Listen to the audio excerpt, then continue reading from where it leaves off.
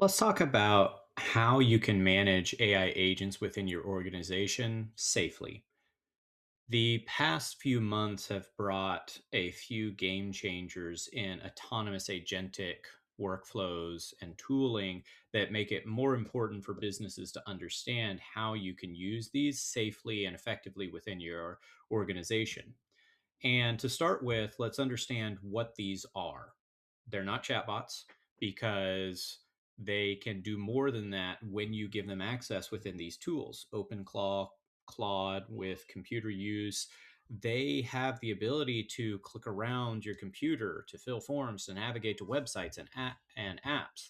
They can connect to databases or CRMs, they can write code, and they can make decisions and execute them on your behalf when you give them access to.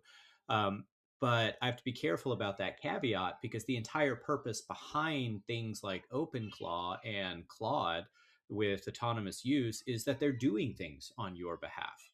So that's just really important to understand and to recognize. And so, how do you effectively make sure that you're using these within your organization in a way that's not going to put you at risk?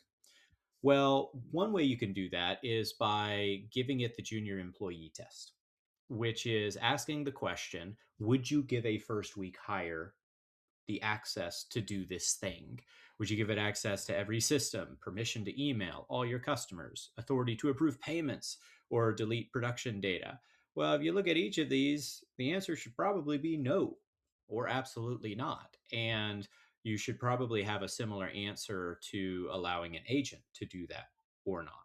And so let's think about some safeguards and some mental frameworks, some tooling you can use to limit access safely. The first is the concept of scope, and this is not new in security. It's a very well established idea, but the concept is, what can it access? What can it do? Can it access all data or only some data? When it does have access to that data, can it read it? Can it write it? Can it do both? Um, the second concept is reversibility. So if I make a decision, if I do an action, can I reverse it? And can I reverse it quickly? Or does it take a lot? And are there side effects? The third is review gates. Where do humans approve? How do they approve it? And who should approve it? Observability is really all about that traceability. Can I see the actions that were made? Can I see why they were made? At what point they were made? And then the last one is blast radius, which really just means if something goes wrong, then what would it mean for my business? All of these are very established safeguards within any industry, but in particular within the technical industry. So they're not new. But let's apply these to some scenarios.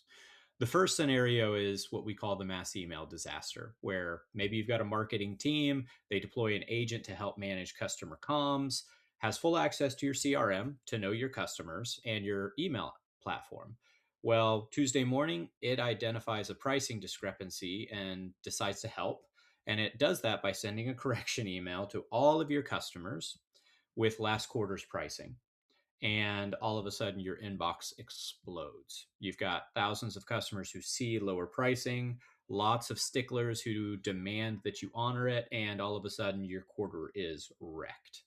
And this could 100% happen if you give your agent access to run autonomously and access to information within your CRM. So, how would you prevent it? What kinds of safeguards would you have? Should you have better training data for the agent? Well, yeah, probably. But would that have prevented this? Maybe, maybe not. Should you require human approval for bulk actions? Probably, definitely, yeah. And could you limit the agent to read only CRM access? Well, read only CRM access wouldn't actually have helped here because that's all it was doing is reading information from your CRM. So the answer here would be you prevent this by requiring human approval for bulk actions. And its intuitive sense, especially since you could probably have some thresholds for when it would make sense or not. Let's go to a second scenario: production meltdown. And this has happened. If you've tracked some of the stories on Substack or LinkedIn, this has actually already happened, where you give an AI agent access to debug performance issues, it can read logs, query the database, execute fixes, and it traces an issue to a big database table that's bloated and inefficient and decides the fastest fix is just to drop it, to clear it. And so it does that. And on your production database on Wednesday afternoon, and you have a total service outage, your app is down, you have 6 hours of data loss because that's when your last backup was. And it really is a catastrophe. Well, this might sound outlandish, but it's really not. And the reason this is not outlandish is because if you give an agent access to your data and you do not scope it to read only access, which teams have been known to do, then this could absolutely happen. So, what would you do here? Well, if you are going to have an agent that has access to your data, you should certainly do it in a sandboxed environment. And the more regulated your industry is, the more important that is. You should also add more guardrails to the agent's prompts. Sure. You should also require the agent to explain its plan before executing. Sure. But if you think about that, asking it to explain everything before it executes, it kind of defeats the purpose of it being an autonomous agent. So here, you would 100% make sure that it runs in a sandboxed environment. The other thing you would do, just a quick note on this one, is you would also make sure that your production level access that you give it is a scoped user so that it only has read access on tables and it only has read access on the tables that you're okay with it looking at, which are generally going to be the non-sensitive ones. Okay, so we have a phantom approval.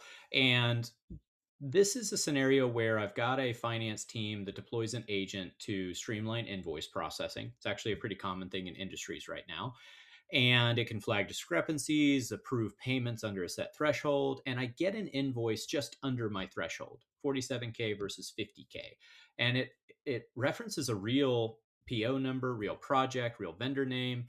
It's approved, but the vendor doesn't exist and the PO was fabricated. Well, that's gone.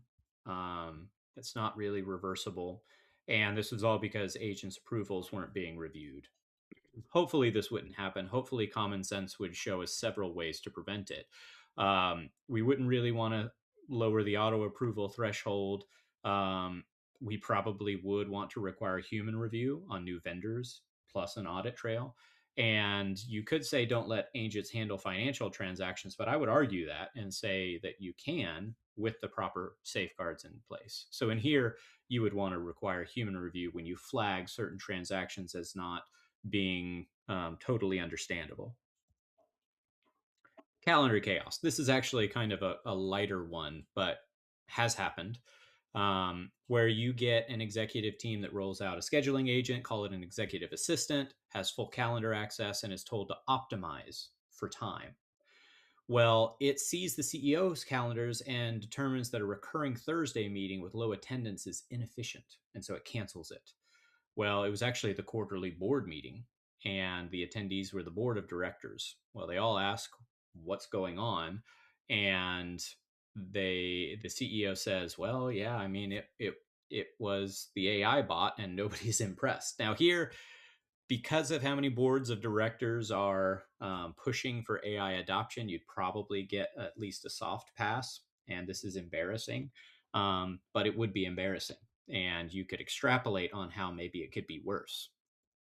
So in this case, you probably wouldn't want to allow the agent just to make changes. Maybe if you just limited the scope to suggestions instead, that would actually be a great way to do it. And I would argue you could still be very efficient doing this because if I get a efficiency suggestion and I can just approve it, then that's a lot faster from than me having digging in and understanding it. So that's the answer here is just to limit the scope of what it can do.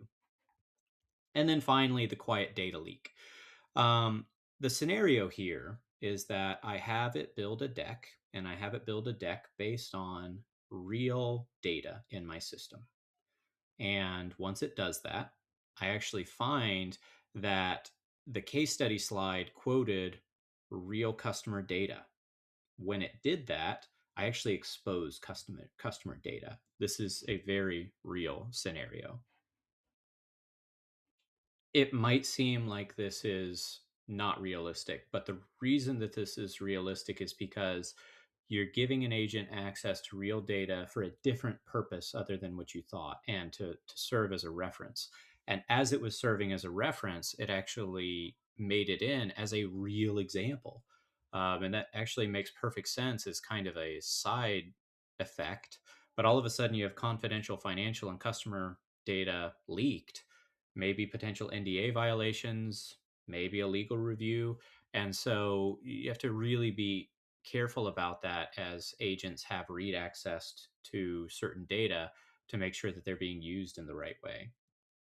And so for this particular example, you really need to make sure that all the data that's there is categorized by sensitivity level. So we talked about that when we were talking about the database incident. This is no different, where need to make sure that all the data that you have access to is tagged in a way where if it's sensitive information, you either don't give the agent access to it or you have very explicit usages around it. So that's what you would do here. But let's kind of rewind here for a minute and think about the framework. Okay, the framework is not new, but it is very important. The framework has these five different concepts that you can use to limit and have guardrails on a particular agent. The scope, what does it have access to? What can it do?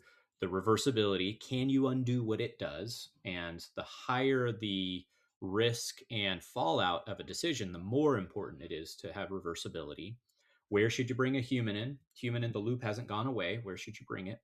Can you see everything it does and why it does it? That audit trail is very important with observability. And then finally, if something went wrong, what damage would it cause? These are all considerations. And if you follow these considerations and you understand it, then all of a sudden you'll be in a much, much stronger place to actually let agents do more, not less. That's a great place to be. So the bottom line is that these are very powerful. They're only going to get more powerful. So the safeguards are actually letting you move faster, not letting you move slower. And that final question, or that final kind of concept or framework is, if you treat an agent like a new hire, trust them, but verify what they do, verify it again, and then make sure that you have the right safeguards in place so that they can be successful and you can too. If you have thoughts or comments about it, I'd love to hear them. Thanks.